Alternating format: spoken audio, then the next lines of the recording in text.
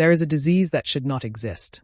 Not because it is rare or mysterious or beyond the reach of medical understanding, but because by the time it was killing workers in the factories of Victorian Britain, the people who owned those factories already knew exactly what was causing it, already knew exactly how to prevent it, and had made a deliberate calculation that prevention was more expensive than the lives it would save. The disease was called phossy jaw. And if you have never heard of it, that is not an accident. The people who profited from it preferred that you never would. The match industry of the 19th century was one of the most profitable sectors of the Victorian economy. The humble friction match, the small wooden stick tipped with a chemical compound that ignited when struck against a rough surface, had transformed domestic life across Britain and the industrialized world. Before matches, lighting a fire required flint and steel and patience and skill. After matches, it required nothing more than a flick of the wrist. The demand was enormous and constant. Every household needed them. Every pub, every factory, every ship, every soldier in the field needed them. The companies that made them, Bryant and May in London most prominent among them, were printing money. The chemical that made the early friction match work was white phosphorus. It was cheap, reliable, and effective. It was also, as the scientific community had understood since at least the 1840s, extraordinarily toxic. White phosphorus vapor, produced continuously in the warm, poorly ventilated rooms where match workers dipped and dried their product, was absorbed through the lungs and through any opening in the body it could find. A decaying tooth, a mouth ulcer, a small cut on the gum. Once inside the body, it attacked the jaw with a specificity that seems almost deliberately cruel. It caused the bone to die from the inside. The jawbone swelled, abscessed, and began to rot. The rot spread. The pain was described by those who experienced it as unlike anything else in the known catalogue of human suffering. And in the darkness, the infected bone glowed. A cold, greenish-white light emanating from the faces of living people. Workers called it the devil's lantern. It was the light of their own bodies being consumed. The progression of phossy jaw was not quick. That was part of what made it so devastating and so revealing about the moral architecture of the industry that caused it. Workers typically spent months or years in the factories before symptoms appeared, which made it easier for employers to deny the connection between the work and the disease. By the time the jawbone was visibly rotting, the worker had often been in the factory long enough that the causal link, obvious to any honest observer, could be clouded by argument and delay and the Victorian legal system's profound reluctance to hold employers accountable for occupational illness. The treatment, when treatment was attempted, was surgical removal of the affected bone. Surgeons would cut away the rotting jaw in operations conducted without the benefit of modern anesthesia or antiseptic technique. Some patients survived the surgery only to die of the resulting infection. Some survived both and were left permanently disfigured. Their faces collapsed where the bone had been removed, their ability to eat, to speak, to present themselves in the world that had done this to them, permanently destroyed. And then they were unemployed. Because a worker with a visibly rotting jaw was bad for business. Bad for the image of the factory floor. A reminder, walking and breathing and suffering in plain sight, of what the white phosphorus was doing to everyone around her. Because it was almost always her. The match workers of Victorian Britain were overwhelmingly women and girls. Young women from the poorest neighbourhoods of East London, from Bow and Bethnal Green and Whitechapel, who came to the Bryant and May factory on Fairfield Road because it paid a wage and the alternatives were worse. They were not naive about the work. The conditions were visible to anyone who spent time on the factory floor. The smell of phosphorus was constant and penetrating. Workers who had been there longest showed the early signs of jaw problems openly. The knowledge that the work was dangerous existed in the community in the way that dangerous knowledge always exists among people who have no power to act on it. As a quiet, grim understanding that this was the cost of eating. That the jaw aching was the price of the wage. That the light behind the face of the woman sleeping next to you in the boarding house was not something you spoke about because speaking about it did not make it stop and might make the foreman look at you differently on Monday morning. Bryant and May knew. This requires emphasis because the defense that ignorance offers, the possibility that the harm was unintentional, the product of knowledge not yet available rather than knowledge deliberately suppressed, is not available to them. By the 1860s, the medical evidence connecting white phosphorus and phossy jaw was substantial and widely published in medical journals that the management of a major industrial company had every means and every reason to read. European match manufacturers, particularly in Sweden and Finland, had already developed a safer alternative. The safety match, using red phosphorus rather than white, had been patented in 1844 and was in commercial production across Scandinavia. Red phosphorus did not cause phossy jaw. It was not toxic in the same way. It worked. The matches it produced were slightly more expensive to manufacture and required a specially treated striking surface rather than any rough surface. These were the reasons Bryant and May continued using white phosphorus. Not ignorance. Not the absence of an alternative. Cost. The margin on a box of matches. The workers dipped and dried and packaged and sickened. The jawbones rotted and glowed in the dark. The dividends were paid. And the Victorian state, which was in theory the mechanism through which a society protects its most vulnerable members from the worst excesses of those with power over them, looked at what was happening in the match factories of East London and did, for decades, almost nothing. That inaction was not passive. It was a choice. And understanding why that choice was made, who benefited from it, and what it finally took to change it is where this story becomes not just a history of a Victorian industrial disease, but a mirror held up to something permanent and uncomfortable about the relationship between profit and human life. The mirror is not flattering. It never is. But it is worth looking into. By the 1880s, the evidence against white phosphorus was no longer confined to medical journals that factory owners could claim not to have read. It was walking the streets of East London on the faces of the women it had destroyed. It was in the parish records of the churches that buried the workers who had not survived the surgery. It was in the workhouse ledgers that recorded the destitute women who had lost their jobs at Bryant and May because their rotting jaws made them an inconvenience to the production line that had rotted them. The evidence was everywhere. It was undeniable. And it was being denied. The political economy of Victorian Britain had a remarkable capacity for looking directly at industrial suffering and finding reasons why intervention would make things worse. The arguments deployed against regulating the match industry were structurally identical to the arguments that had been deployed against regulating the textile mills 40 years earlier, and would be deployed against every subsequent attempt to impose minimum standards of human decency on industrial production for the next century and beyond. Regulation would increase costs. Increased costs would reduce competitiveness. Reduced competitiveness would lead to factory closures. Factory closures would put workers out of jobs. And workers without jobs were worse off than workers with jobs that were slowly killing them. Therefore, the argument concluded with breathtaking circularity. The workers were better off being slowly killed. The logic was airtight in the way that logic constructed entirely in the service of a predetermined conclusion always is. Bryant and May were not shy about deploying this argument.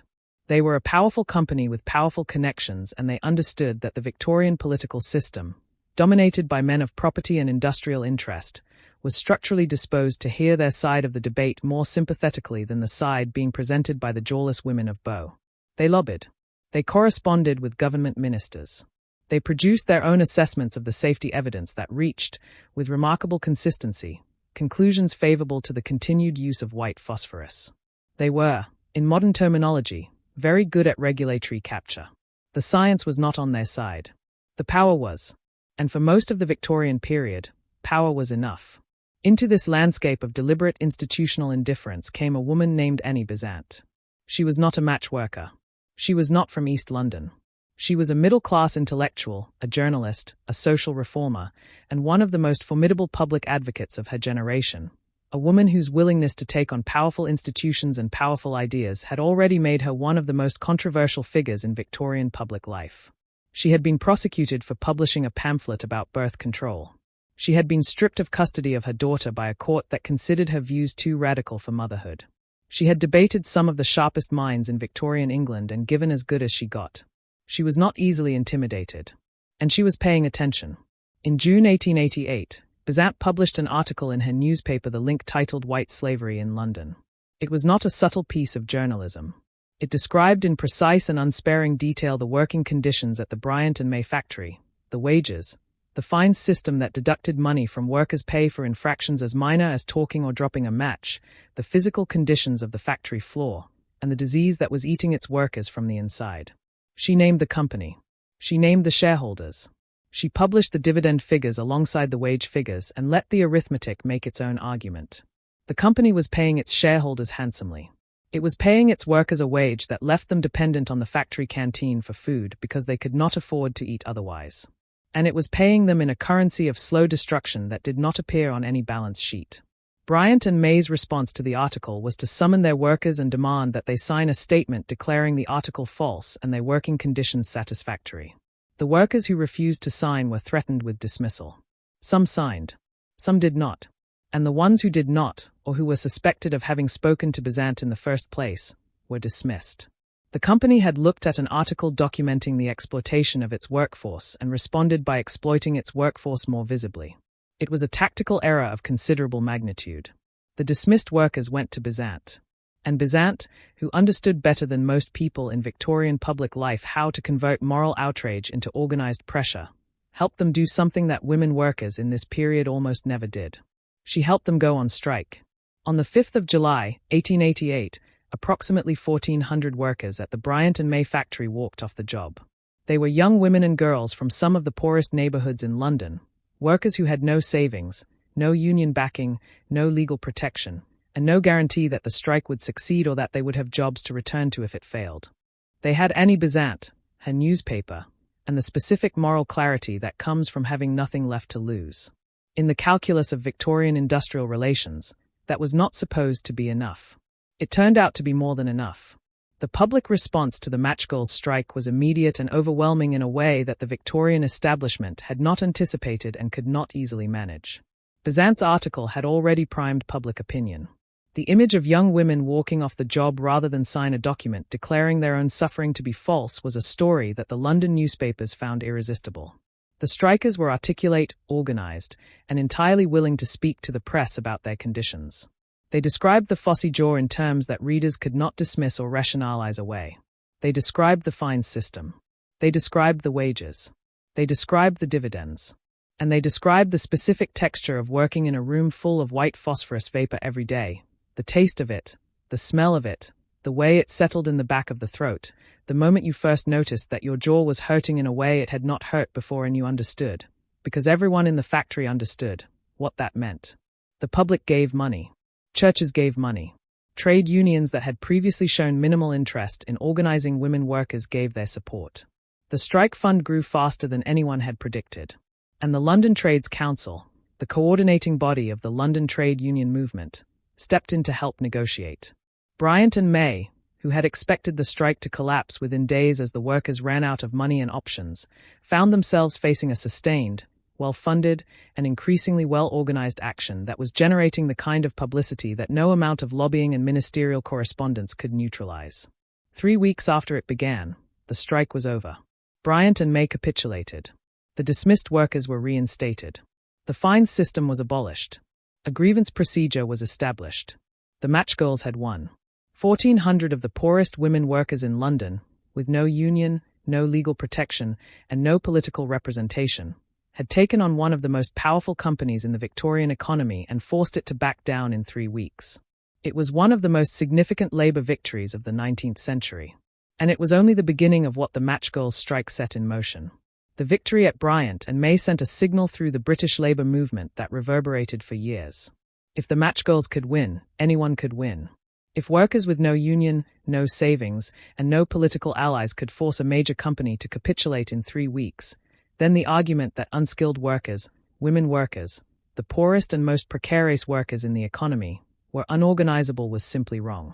The Matchgirls strike directly inspired the Great Dock Strike of 1889, in which tens of thousands of London dock workers, similarly unorganized and similarly precarious, walked off the job and won their own landmark victory. Together these two strikes are considered the founding events of the new unionism movement, the expansion of organized labor beyond the skilled trade unions that had dominated the labor movement to that point into the vast unorganized mass of unskilled and semi-skilled workers who made the Victorian economy run. The women who walked out of the Bryant and May factory on the 5th of July, 1888 did not know they were making history. They were trying to keep their jobs and stop being fined for talking. They were trying to hold on to a wage that barely kept them fed in a city that offered them almost no alternatives. They were trying, in the most immediate and practical sense, to survive a working environment that was literally eating their faces. That they changed the course of British labour history in the process is one of those facts that the standard account of the industrial age tends to place in a footnote, after the male union leaders and the male politicians and the male industrialists have had their say. It belongs at the centre. Because the Matchgirls strike is not a footnote to the story of British labour. It is one of its most important opening chapters.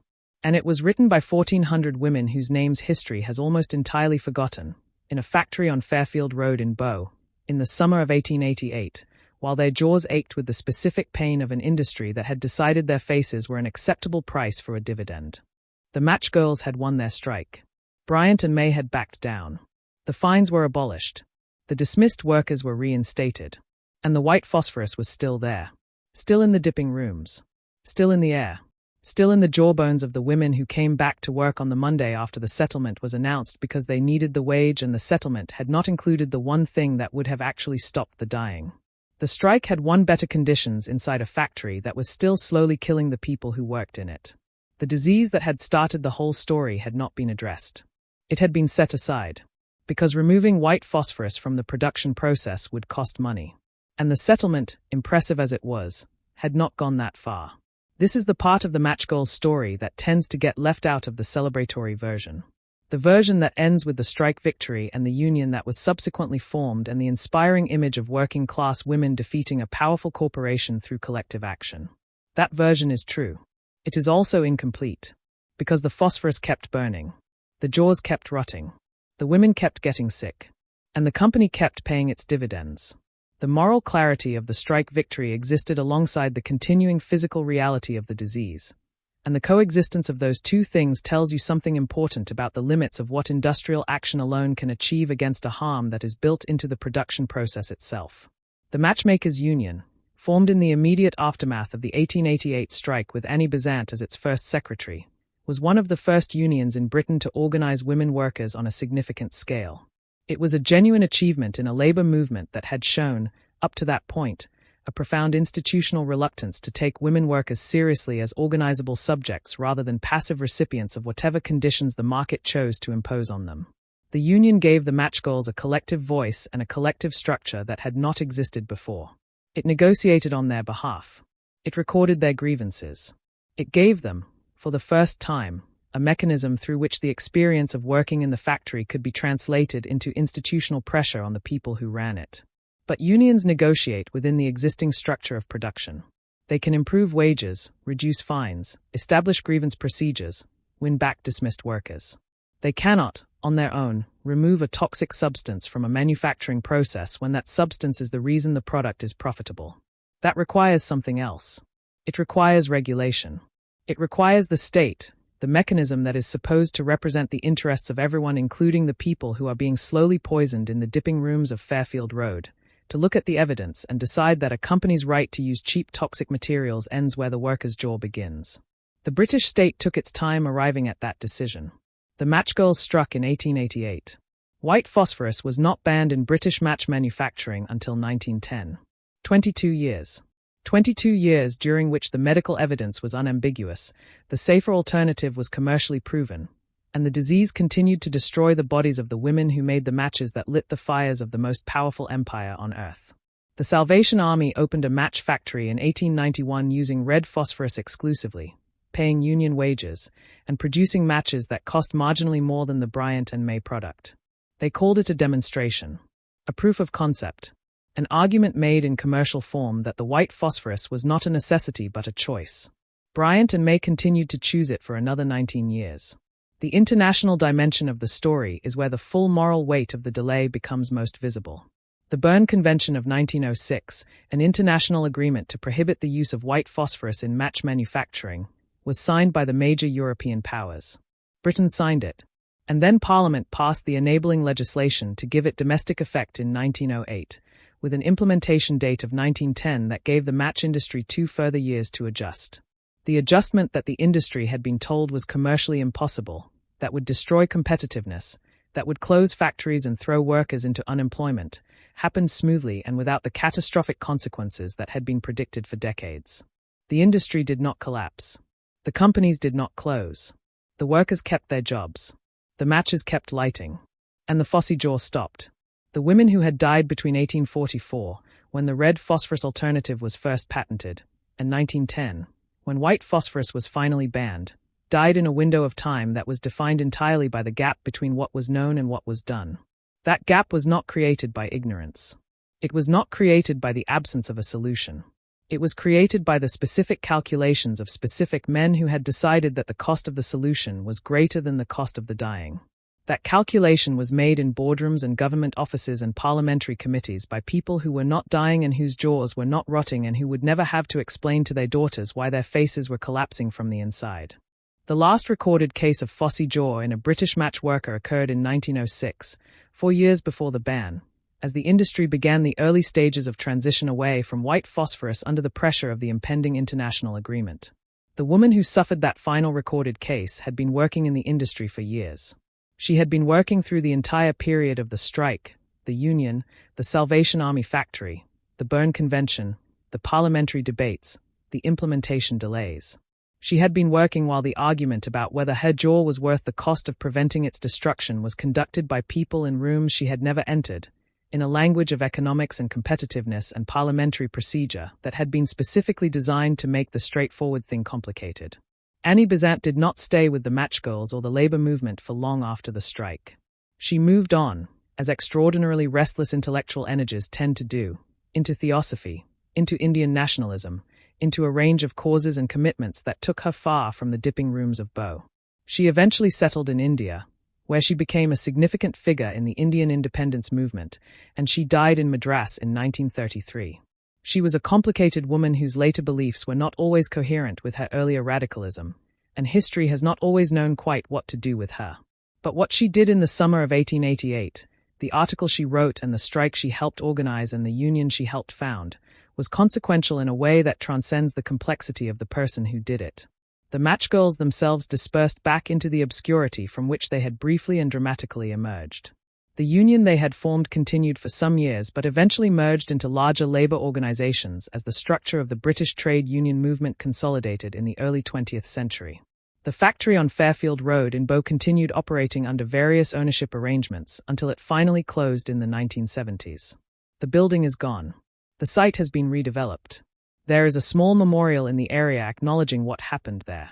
It is the kind of memorial that you would not notice unless you were looking for it, which is to say it is exactly the kind of memorial that Victorian and Edwardian Britain preferred to erect for the working-class women whose suffering it had found inconvenient to prevent.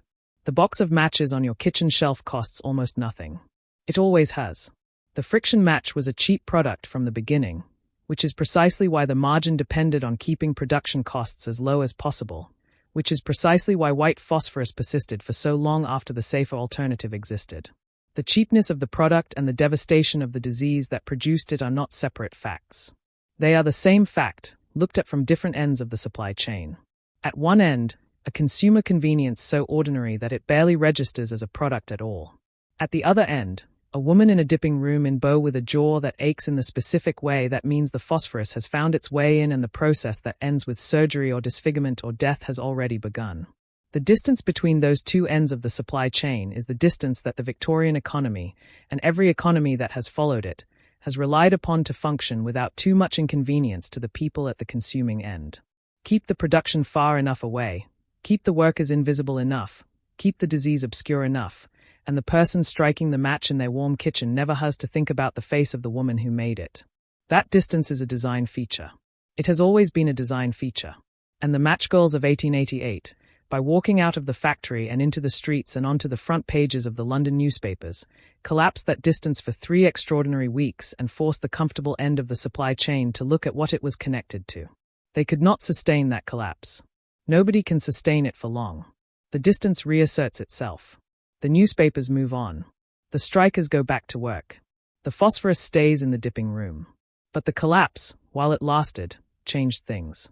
It changed the law eventually, 22 years later, and in changing the law it saved every jaw that would have rotted in the years after 1910 if the ban had not come.